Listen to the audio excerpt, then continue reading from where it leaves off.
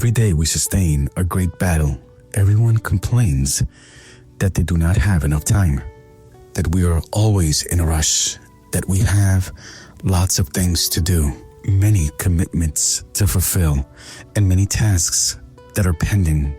Today we'll talk about our 11th challenge, and this 11th challenge gives us a life plan to be successful. The question is, how many of us have a plan? Do we follow it? Do we stick to it? Or what are the necessary elements in order to carry out this plan in our lives?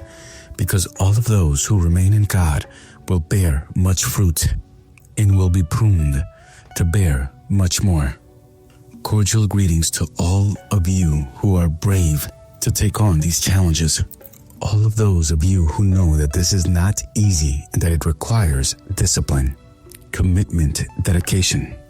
Glory to God for those who have understood that the only way to achieve things in life is by striking a blow to our bodies, confronting ourselves, fighting with our own fears, setting challenges and fulfilling them, meeting them each day. And so we are very grateful and joyful that you write to us, that you send us pictures, telling us how each challenge impulses your life towards the fulfillment of a plan. Yesterday's challenge, we spoke about the leader that is in each one of us, corresponding to the labor area. And we will continue with this area today and tomorrow, speaking about the labor area. So there will be 3 challenges in this area. And we find these very important for you to take into consideration. So pay close attention, because tomorrow we will be speaking about budgets, expenses that are extremely vital for the fulfillment of our plan this year, 2025.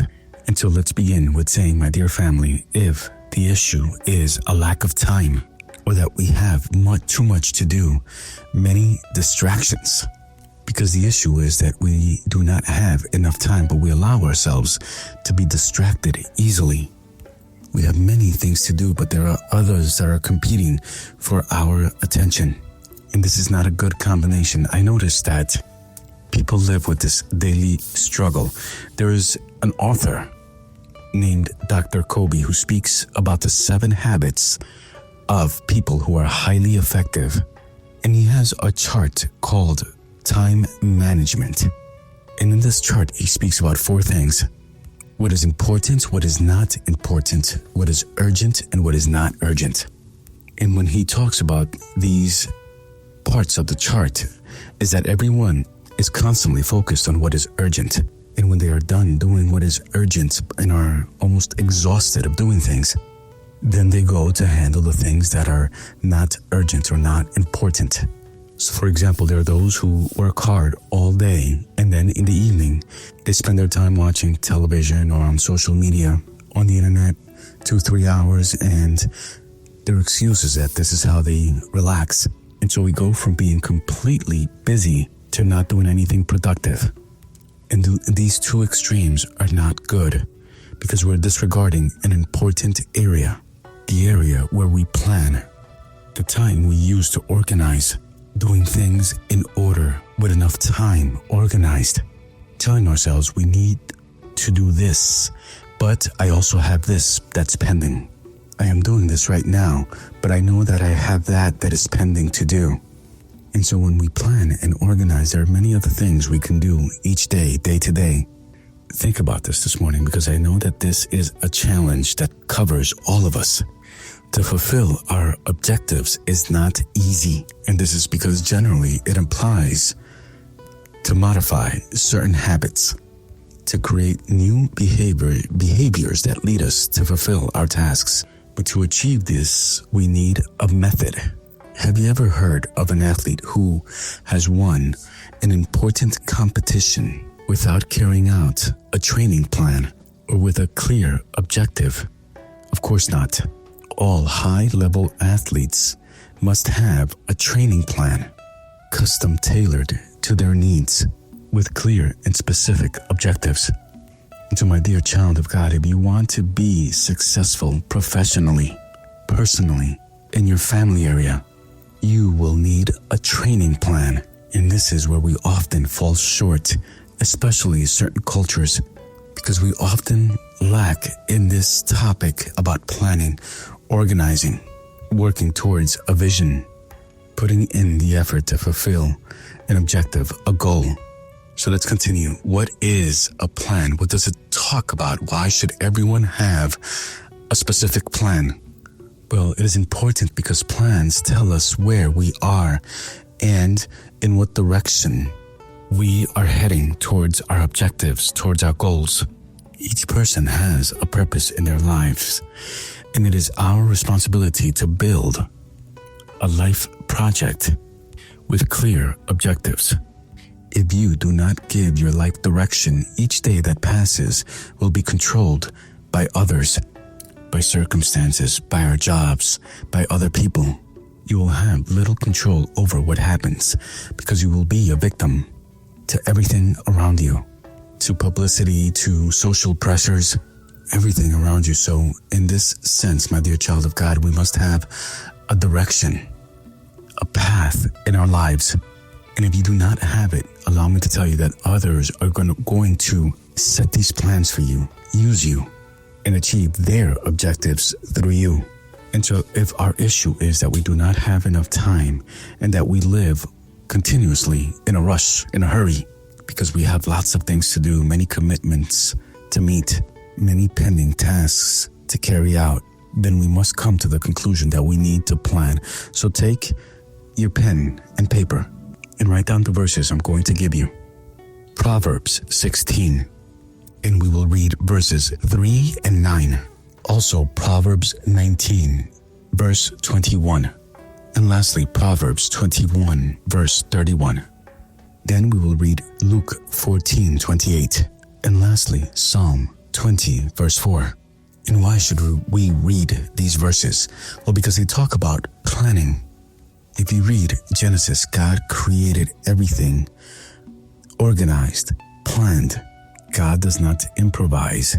I've always said to Christians that we must not look at faith as jumping into the abyss or doing things at a whim without planning or without structure. No, this is not how this works.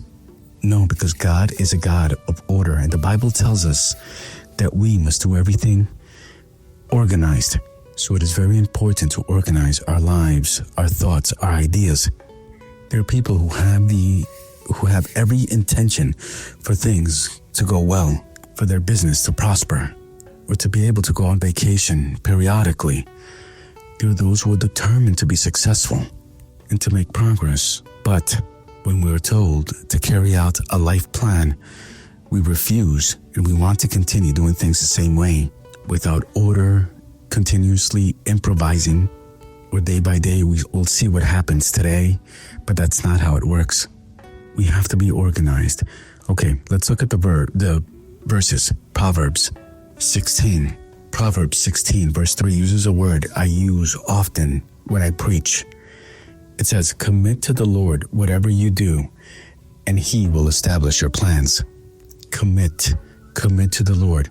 And to commit is to be able to say to the Lord, this is the plan. This is my goal. This is my dream. But of course, first we want your blessing, and we want to place this in your hands. If you know that this is not for us, or this is not the right time, then glory to God. But what you can give us, let it be by your hand with your blessing.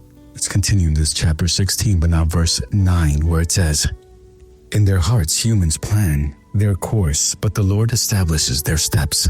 So do you see, often we can present things to God, but God can improve on these. He may propose something else. He may say, you began with this, but I'm going to open new doors for you. I'm going to introduce you to new people. And so being proactive, as we discussed yesterday, talking about leadership, is very important. We must stop being so limited, living each day just by whatever that day brings, or doing the same thing every day. No, we have to raise up our sights. The Lord said to Abraham, raise your eyes, and everything that you see, I will give to you and to your descendants. Yes, my dear family, we must get up and look at the horizon. As the Lord says in Isaiah 54, enlarge the place of your tent, stretch your tent curtains wide. Do not hold back. Lengthen your cords. Strengthen your stakes. Because it is time to expand, to multiply, to be blessed. But God cannot bless hearts and minds that are narrow, limited, or who constantly say, well, this is how I am. Nothing's going to change. Everything will be the same. So we listen to devotionals the entire year. We listen to pastors the entire year. We read the Bible the entire year. But we continue to be the same and living through the same things. For God's sake, this does not make sense when God wants to work in us. Look, God was not mistaken when He made us human beings. And He gave us all His grace, His wisdom, His power, His presence. He gave us everything. You and I encompass all the qualities, the abilities, the talents to keep moving forward and make progress. This is why it is painful for God to see His children limited, worried, overwhelmed by life, saying, I can't do this. I'm not capable. It's impossible to do this. I will never achieve that. But if you read a bit more about the biographies, you would see how there were great men and women who dared to challenge the circumstances. Other people who battled against the naysayers, challenges and turbulence in their lives, and they carried out their projects, their dreams, their desires. Look, huge companies today once were simply a dream. They were once simply an objective, a goal. Or those of you who own a home, you may recall when it was just an objective, a dream, but little by little, and today you have your home. Little by little, and I've achieved that, or little by little, and now I've traveled to many places around the world. But do you know why? Because when I say I am here and that is where I am heading, there's a dynamic at work, and we learn a lot through this dynamic. So look, what changes? I'll show you what changes.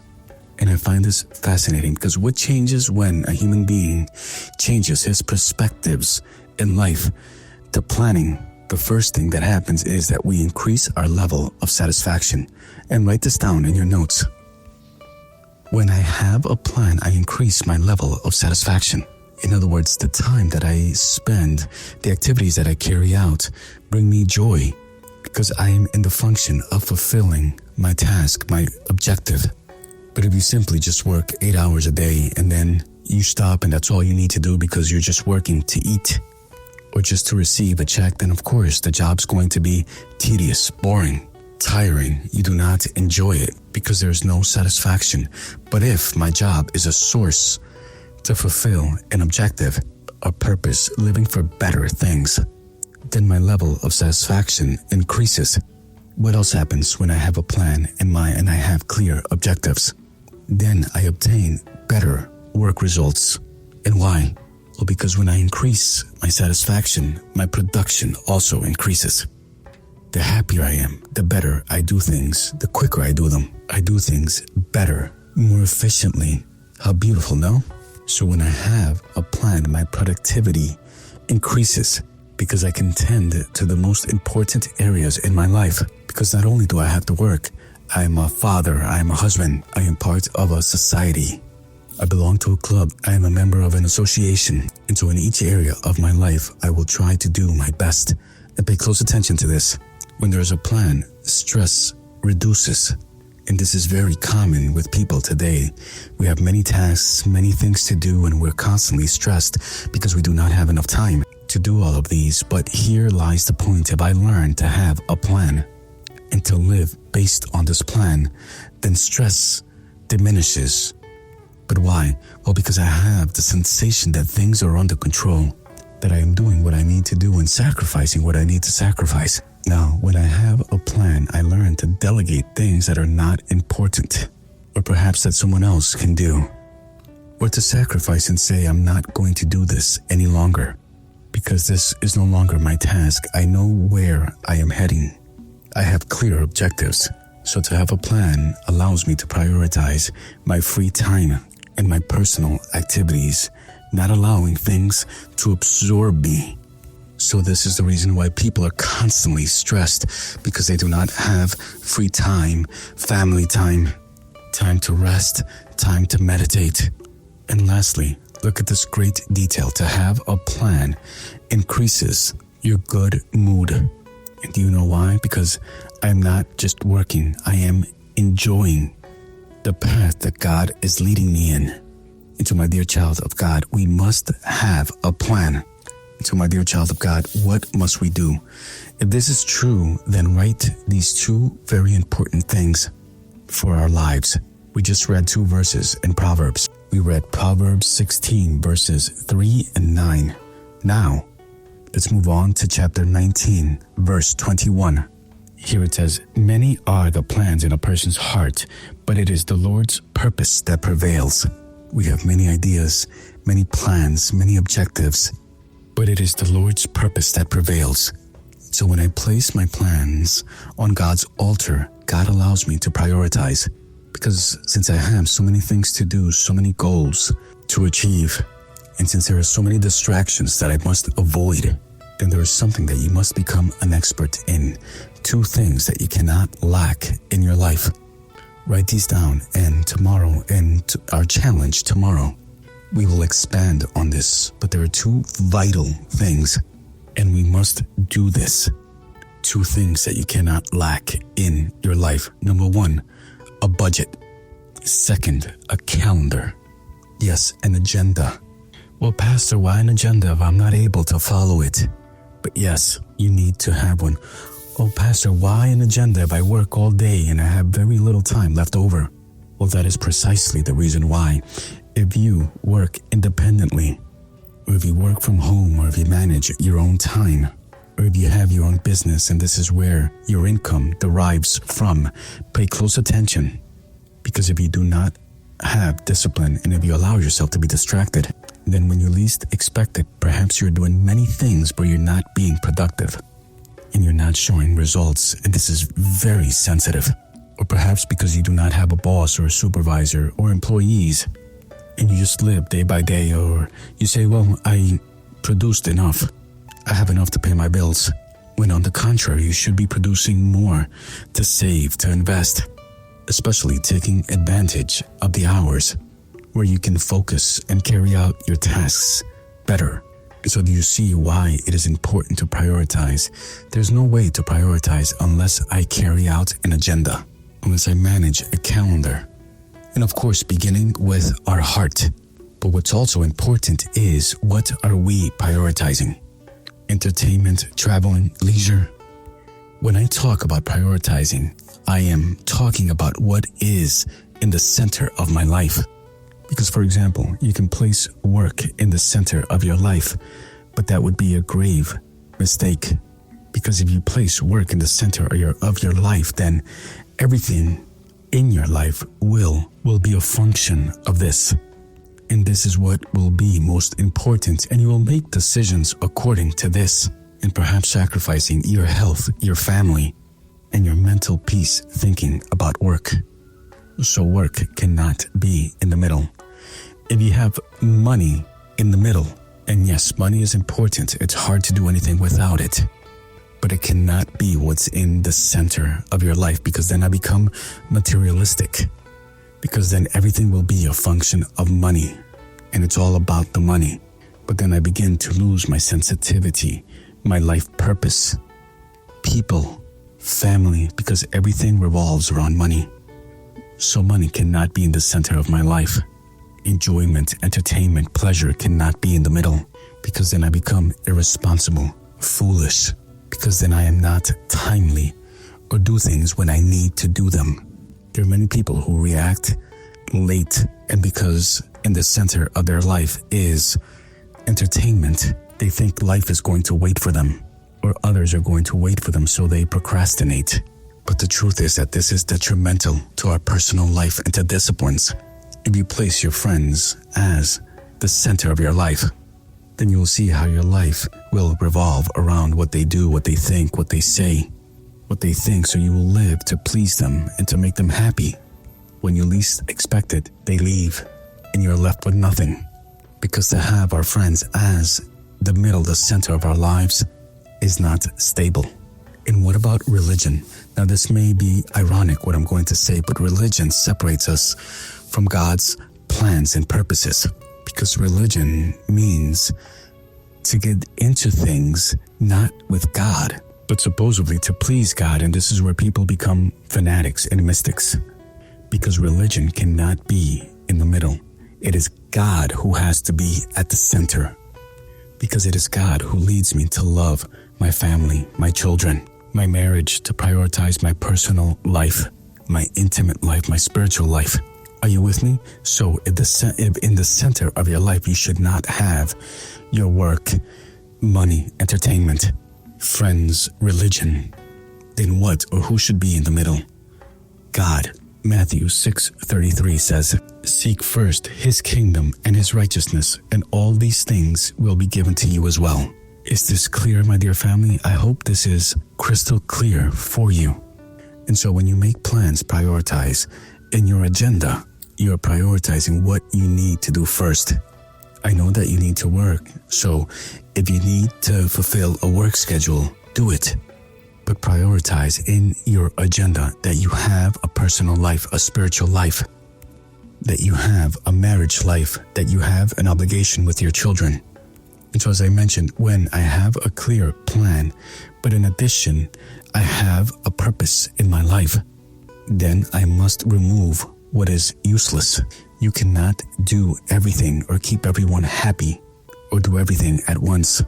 If this year you want things to truly change, then you must prioritize. And to prioritize means to leave many things aside. And I warn you, there are things that we must leave behind. And Pastor, how do I know what I need to set aside, to leave behind? Well, make an agenda. I cannot continue spending my money on this. I cannot continue spending hours on social media when I have so many things to do, to develop, to achieve. So if you want to be coherent, write down what truly matters in your life. If you signed up for a course, a class, then you have to set aside that time for that course, that class. Well, if you need to get a certification or do something because it's going to increase your opportunity to earn more, to have a better income, then prioritize that in your agenda. You have to prioritize time with your family, because if not, then, well, they called me from work and work comes first. No, sir, no, ma'am. Who said that? If you prioritize your family, then no one must take that time. Remember what Jesus says, where your treasures lie, there is your heart. And so this is why I insist, if money is more important to me and somebody calls me to change my agenda, then I change it because my priority is money and not my marriage or my family. Because if my priority is my marriage and somebody calls me and tells me, if you want to work this extra time or do this and you'll receive a bonus. No, I do not want that bonus, because no one is going to return the time that I can spend with my wife, with my children, or with myself. I have to prioritize my time in the morning, because if I am coherent, then the first challenge are in the first 15 minutes in the morning that can change my life. And as I mentioned in regards to this challenge, if you do not go to bed early, then you cannot get up early. And so this habit of waking up early begins with changing the habit of going to bed late. Because there are people who go to bed very late, and this is a problem, my dear family. And so do you see, when this is why I have an agenda, because the agenda tells me that I must prioritize. And in my agenda, I do not have to state everything that I need to do, but instead what I prioritize to do. And the same agenda must tell me the things that I should leave aside, leave out. And the second thing that you must have in your life is a budget.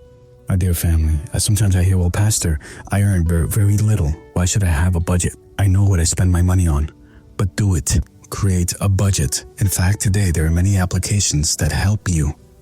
You enter the numbers and it tells you where your money is going, where you are spending too much, where you are outside of your budget, what has increased. These tools are very helpful, and I think this is very important, and we'll discuss this further tomorrow. And so, my dear family, this habit is vital, and it's vital for a reason. And I say this because in many cultures, we are not very good at this, and we must dedicate the time to do this. We must put in the effort with discipline if we truly want to see a change. Let's go over the last two verses. Luke chapter 14, verse 28 says, "Suppose one of you wants to build a tower. Won't you first sit down and estimate the cost to see if you have enough money to complete it?" Sit down and estimate. In Psalm 20, verse 4 says that God will give you the desire of your heart and make all your plans succeed. All those things you place on God's altar. And so write down these verses, keep them, and please make this experience of planning truly something that impulses you, launches you forward. And so there in the YouTube channel, write to us today, write the following comment: "I must have a life plan in order to not continue the same." I must have a life plan to not continue the same. And with these 21 challenges that we are studying, you will build your life plan. And during our 7-day fast, we will place it on God's altar. Pray with me. Father, may our lives not be adrift, because our lives are greatly valuable. Our time is very valuable, and we must not waste it. Teach us to prioritize and to understand that each day you have a plan and a purpose for us.